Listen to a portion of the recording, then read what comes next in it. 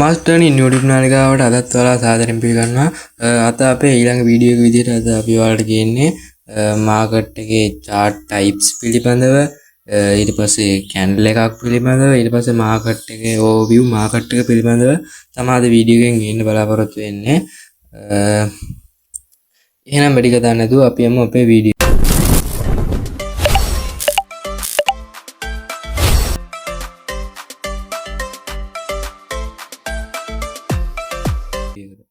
මුලින්ම අපි කතා කරමු chart types පිළිබඳව.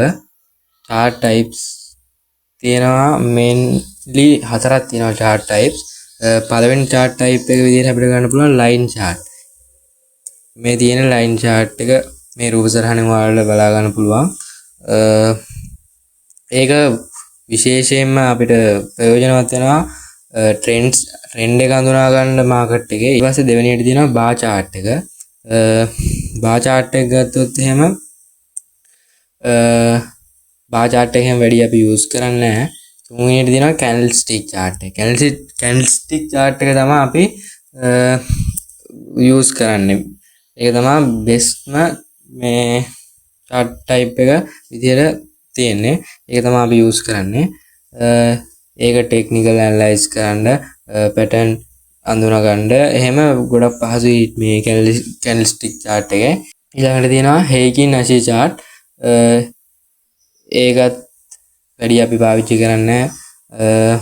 ඊළඟට අපි කතා කරමු candle එකක් පිළිබඳව.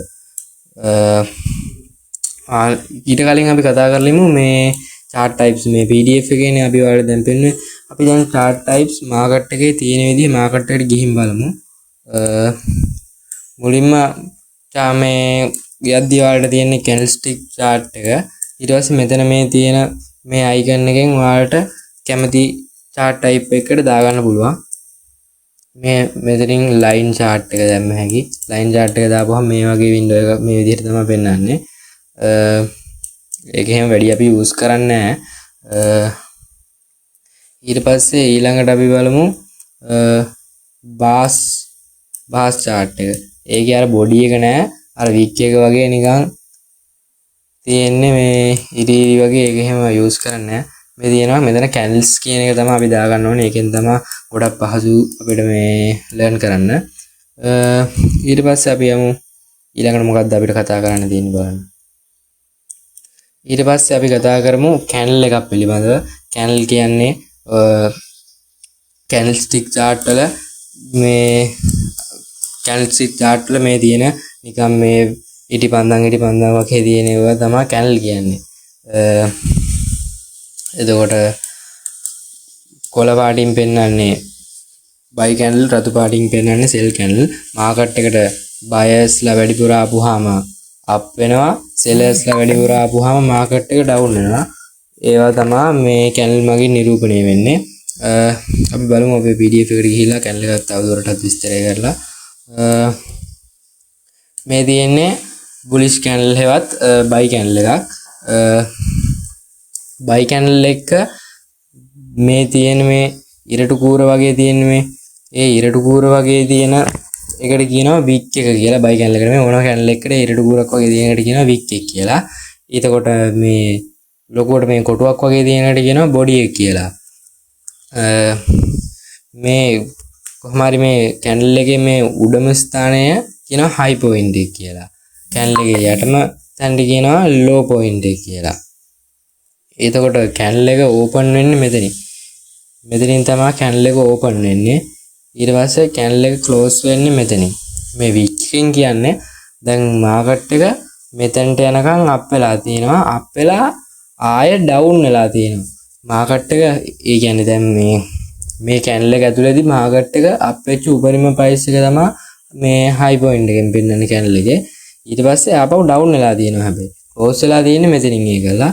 මේ low point එකෙන් කියන්නේ මාකට් එකේ candle එක ඇතුලේ down වෙච්ච උපරිම ප්‍රමාණය. down වෙලා හැබැයි එතෙන් down වෙලා ආපහු up වෙලා තියෙනවා. ඒ වුණාට අර ගියපු දුර පෙන්නන්න තමයි මේ wick එක පාවිච්චි කරන්නේ. bearish candle එකවත් sell candle එකක් ගත්තොත් එහෙම ඒකෙත් උඩම ස්ථානයට කියනවා high කියලා, යටම ස්ථානයට කියනවා low point එක කියලා. ඊට පස්සේ ඒකේ අරකේ අනිත් පැත්ත මේ බයි කැනල් එක අනිත් පැත්ත තමයි බෙයාරිෂ් කැනල් එකක් හවත් සෙල් කැනල් එක. ඒකේ උඩින් මෙතනින් තමයි මාකට් මේ කැනල් එක ඕපන් වෙන්නේ. මෙතනින් තමයි කැනල් එක ක්ලෝස් වෙන්නේ. ඒකෙත් තියන්නේ මේකේ වික් එකෙනුත් කියන්නේ මේ හයි එකේ මේ හයි එක කියන්නේ මේ ඒ කැනල් එක ඇතුලේ මාකට් එක ගියපු වැඩිම ප්‍රමාණය ඒකල ආපහු එතනින් මාකට් එක ක්ලෝස් වෙලා නැහැ. එතනින් පල්ලෙහාට ඇවිල්ලා මෙතනින් තමයි ක්ලෝස් වෙලා තියෙන්නේ. මේ කියන්නේ මේ මෙතන ලෝ පොයින්ට් එක කියන්නේ මාකට් එක එච්චර ඩවුන් වෙලා තියෙනවා. ඒ වුණාට එතනින් ක්ලෝස් වෙලා නැහැ. ආපහු අප් වෙලා තමයි ක්ලෝස් වෙලා තියෙන්නේ. කොහොම හරි මේ වික් එකෙන් කරන්නේ මාකට් එක ගියපු දුර පෙන්වන්න තමයි වික් එක පාවිච්චි කරන්නේ. ඊට පස්සේ තව කතා කරොත් එහෙම මේ බොඩි එකෙන් උඩ තියෙන වික් එකට කියනවා අප වික් එක කියලා. බොඩි එකෙන් පල්ලෙහා තියෙන වික් එකට කියනවා ලෝ වික් එක කියලා.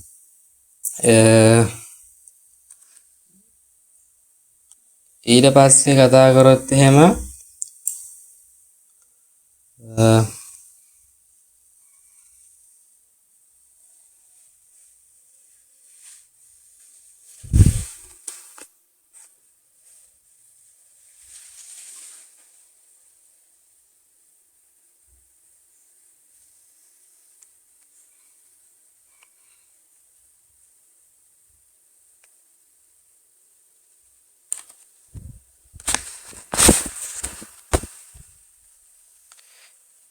ඊට පස්සේ අපි මාකට් එකට ගිහින් බලමු මේ වගේ කැනල් ඇත්තටම මාකට් එකේ තියෙන විදිහ.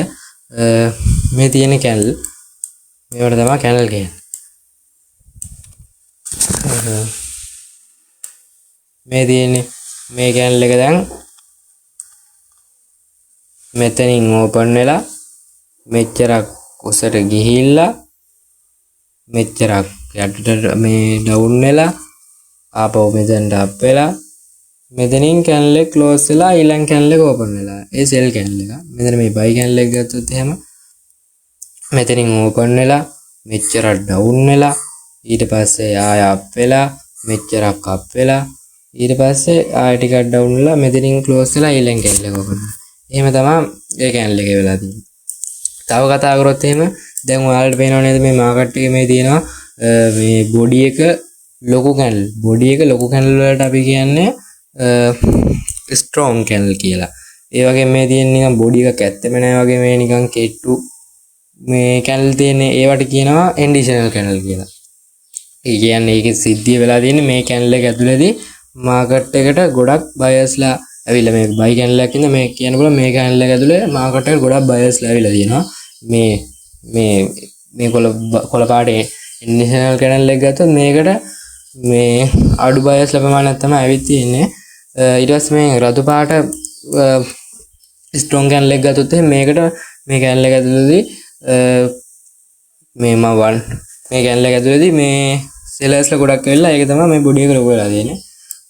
ඊට පස්සේ සෙල් එන්ඩිෂනල් කැනල් එකක් අපිට ගන්න පුළුවන් තව මේ තියෙන සෙල් එන්ඩිෂනල් කැනල් එක. ඒකට සෙලර්ස්ලා අඩුවෙන් ආපු සෙල් කැනල් එකක් තමයි ඒක. ඊට පස්සේ කතා කරමු අපි බලමු ඊළඟට අපිට කතා කරන්න තියෙන්නේ මොකක්ද කියලා. අපේ PDF එකට ගිහිල්ලා ඊළඟට අපිට කතා කරන්න තියෙන්නේ ටයිම් ෆ්‍රේම්ස් පිළිබඳව. ටයිම් ෆ්‍රේම්ස් කියන්නේ මාකට් එක අපි ඇනලයිස් කරද්දී ප්‍රධාන වශයෙන් ටයිම් ෆ්‍රේම්ස් ගොඩක් තියෙනවා. මේ උදාහරණ විදිහට ගන්න පුළුවන් 1 minute 5 minute 15 minute 1 hour 4 hour 1 day වගේ මේ ටයිම් ෆ්‍රේම්ස් ගන්න පුළුවන්. 1 minute ටයිම් ෆ්‍රේම් එක ගැන කතා කරොත් එහෙම ඒක ගොඩක් ස්කැල්පින් ට්‍රේඩර්ස්ලා තමයි 1 minute මේ ටයිම් ෆ්‍රේම් එක යොදාගන්නේ. 5 minutes ඒවත් ස්කැල්පින් තමයි. 15 minute ටයිම් ෆ්‍රේම් එක යොදාගන්න ස්විං ට්‍රේඩර්ස්ලා තමයි 5 minute එක යොදාගන්නේ. ඊට පස්සේ කතා කරොත් එහෙනම් 1 hour තමයි අපි දැන් beginnersලා විදියට අපි පාවිච්චි කරන්න ඕනේ 1 hour ටයිම් ෆ්‍රේම් එක. ඒක තමයි beginnersලාට use කරන්න කියලා recommend කරන්නේ. ඊට පස්සේ 4 hour 15 minute 5 minute 1 minute වගේ ඒවා අපිට තාම බෑ. ඒව ගැන අපි ඉස්සරහට කතා කරනවා. ඊට පස්සේ කතා කරොත් එහෙම 1 minute 30 minute 5 minute 15 minute 30 minute වගේ අර quick entries දැන් ඒ කියන්නේ ඒ වගේ දැන් 15 minute උදාහරණයක් විදිහට ගත්තොත් එහෙම trade එකක් දාලා close වෙලා profit එක අරන් ඔක්කොම විනාඩි 15න් ඉවරයි.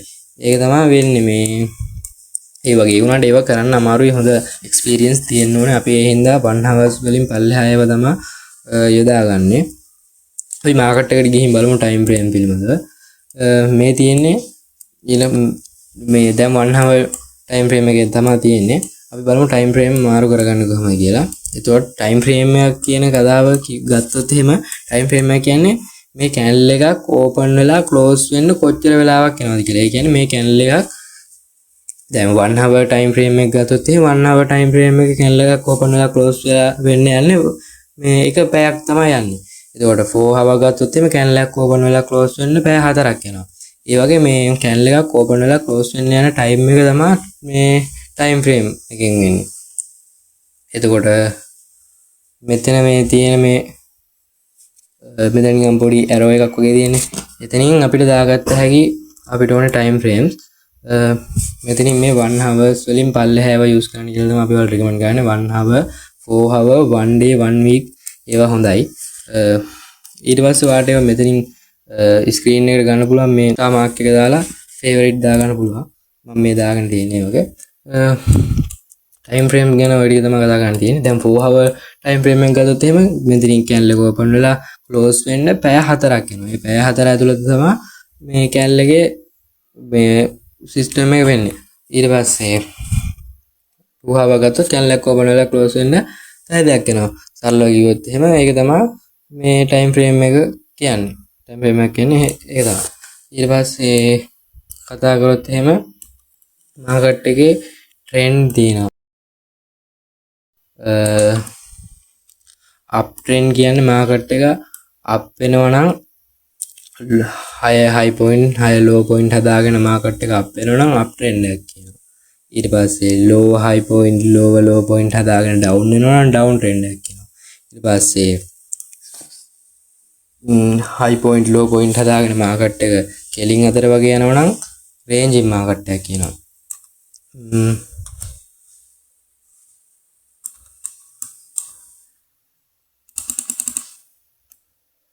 මේ වගේ මාකට් එක අප් ට්‍රෙන්ඩ් එක යද්දී මාකට් එකෙන් කෙලින්ම යන්නේ නැහනේ. අප් වෙනවා ආය ඩවුන් වෙනවා අප් වෙනවා ආය ඩවුන් වෙනවා එහෙම යද්දී වැඩියෙන් අප් වෙලා තියෙන තැන් වලට කියනවා මේ මුළු වගේ තියෙන්නේ.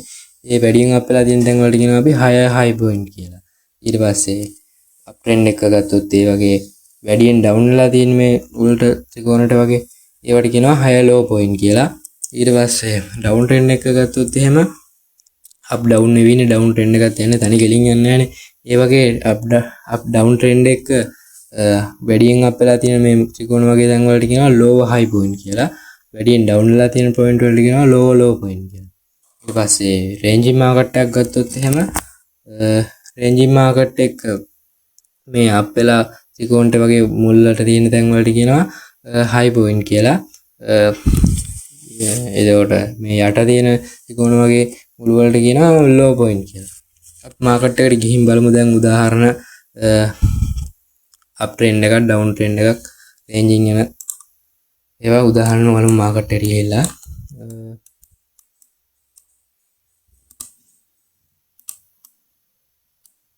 දැන් මෙතන ඉඳන් දැන් බලමු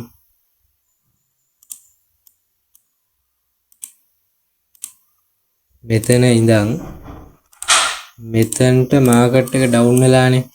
ඒක නිකන් තනි කෙලින් ඩවුන් වෙලා නැහනේ. අප් වෙලා ඩවුන් වෙලා එහෙම ඩවුන් වෙලා තියෙන්නේ. එතකොට ඒ ඩවුන් වෙද්දී මේ උඩට මෙහෙම අපි ඇඳලා පෙන්නන්න.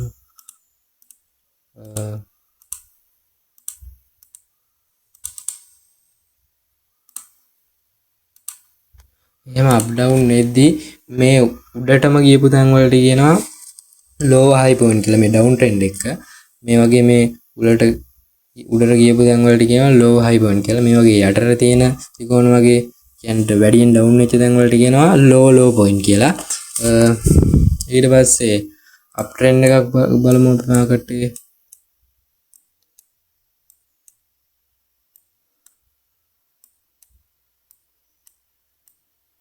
මෙතන අප් ට්‍රෙන්ඩ් එකක් තියෙනවානේ.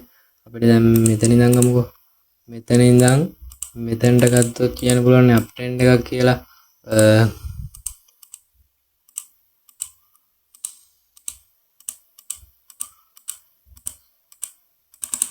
ඒ අප් ට්‍රෙන්ඩ් එකේ මේ උඩට ගිහින් තියෙන පොයින්ට් වලට කියනවා 6 හයි පොයින්ට් කියලා. මේ තියෙන්නේ මේ වගේ උඩට ත්‍රිකෝණයට ඇවිත් තියෙන පොයින්ට් වලට කියනවා 6 හයි පොයින්ට් කියලා. ඊට පස්සේ මේ යටට ඇවිත් තියෙන වැඩියෙන් යටට ඇවිත් තියෙන පොයින්ට් වලට කියනවා 6 ලෝ පොයින්ට් කියලා. ඊට පස්සේ උඩට තියෙන තැන් වලට 6 හයි, මේ යට තියෙන මේ වැඩියෙන් ඩවුන් වෙලා තියෙන තැන් වලට 6 ලෝ පොයින්ට්.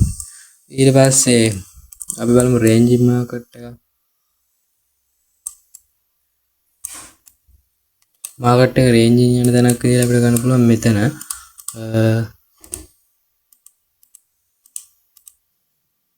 රේන්ජින් කියන්නේ දැන් කෙලින් වගේ අපුත් නැහැ ඩවුනුත් නැහැ. එතකොට ඒ වගේ මේ තියෙන හයි පොයින්ට් උඩට අප් වෙච්ච පොයින්ට් වලට කියනවා හයි පොයින්ට් කියලා කියනවා. මේ වගේ ඩවුන් වෙච්ච පොයින්ට් වලට කියනවා ලෝ පොයින්ට් කියලා.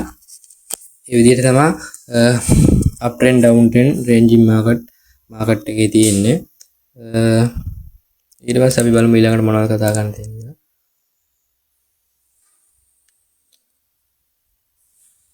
මාකට් ඕවර්විව් එක ගත්තාම කොහොම හරි මාකට් එක අප් වෙනවා නම් අප් ට්‍රෙන්ඩ් කියනවා, ඩවුන් වෙනවා නම් ඩවුන් ට්‍රෙන්ඩ් කියනවා, කෙලින් වගේ කෙලින් අතර යනවා නම් රේන්ජින් යනවා කියලා කියනවා. ඉතින් එහෙනම් එතනින් අද අපේ වීඩියෝ එක ඉවරයි. ඊළඟ වීඩියෝ එකත් එක්කත් ඇදී සිටින්නේ. ඊළඟ වීඩියෝ එකෙන් තමයි අපි ඊළඟට මේ හරියටම කීබෝඩ් ඇනලයිස් කරන්න කියලා දෙන්නේ. ටෙක්නිකල් ඇනලයිස් පටන් ගන්නවා. එහෙනම් දිගටම අපේ වීඩියෝත් එක්ක රැඳී සිටින්න කියලා ආදරෙන් ඉල්ලනවා. සබ්ස්ක්‍රයිබ් කරලා ලයික් කරලා බෙල් අයිකන් එක ක්ලික් කරලා තියාගන්න කියලා ඉල්ලන ගමන් එහෙනම් අද වීඩියෝ එක අවසන් කරනවා. ස්තුතියි.